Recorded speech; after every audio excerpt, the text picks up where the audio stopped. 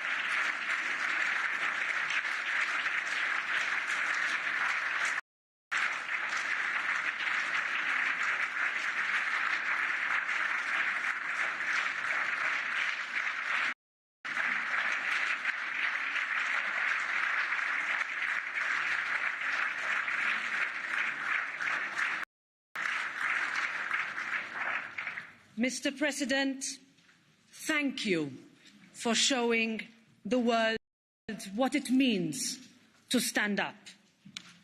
Thank you for reminding us about the dangers of complacency. Everyday acts of extraordinary heroism by Ukrainians inspire us all. Defence forces and citizens making the ultimate sacrifice to delay a column of tanks. Senior citizens standing up to face down Russian troops with nothing but pride and sunflowers as their weapon.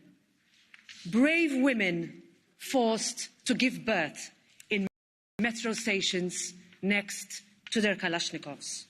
They showed the world that our way of life is worth defending. It is worth a cost. All those who remember living under occupation will attest to that. All those standing up in Belarus, all those looking to us in Moldova, in Georgia.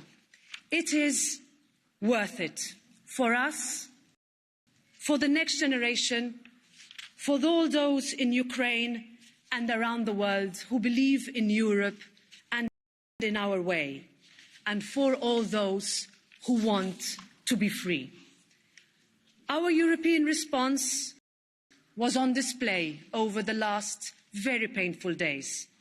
This must be our whatever it takes moment. Neighbouring states have accepted hundreds of thousands of fleeing Ukrainians. Europeans sheltered Ukrainians in their homes. We have implemented a series of unprecedented, massive sanctions. We have gone further and will provide much-needed weapons to Ukraine. We have declared that Russian aircraft and oligarchs' private jets are no longer welcome in our open skies. We have moved for Russia to be disconnected from the SWIFT system.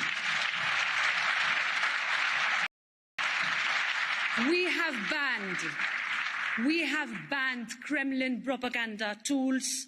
European citizens, organisations, businesses, sports have taken a clear and forceful stand, underlining that they will not deal with or welcome an aggressor. And Europe stands ready to go further still. We recognise Ukraine's European perspective. And as our resolution clearly states, we welcome, Mr. President, Ukraine's application for candidate status, and we will work towards that goal, because we will.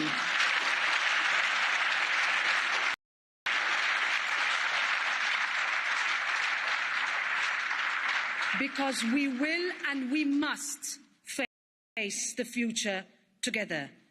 Mr. President, we stand with you in your fight for survival in this dark moment in our history. When you look to this European Parliament, you will always find an ally, a space to address Europe and the world, and always, always a friend. This European Parliament has a long, proud history of being a thorn in the side of autocrats.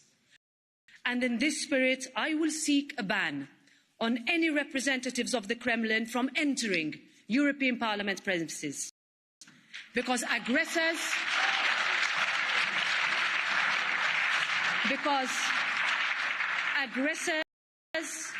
and warmongers have no place in the House of Democracy. Dear President, dear members, let me finish out by setting out 4 important principles for our future. First of all, Europe can no longer remain reliant on Kremlin gas. We need to redouble our efforts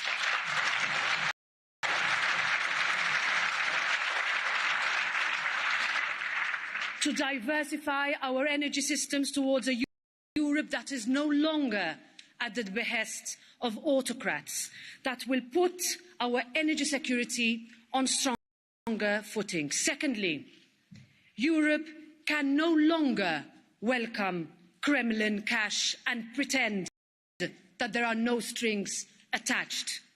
Putin's oligarchs and those who bankroll him should no longer be able to use their purchasing power to hide behind a veneer of respectability in our cities, in our communities, or in our sports clubs. Their super yachts should find no harbour in our Europe, and we can no longer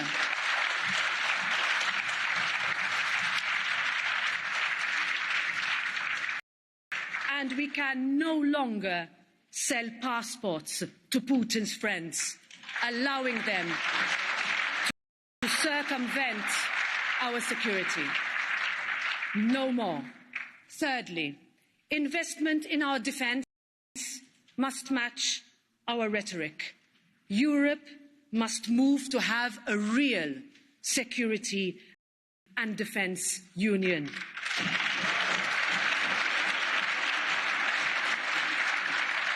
We have shown last week that it is possible and desirable, and more than anything, it is necessary.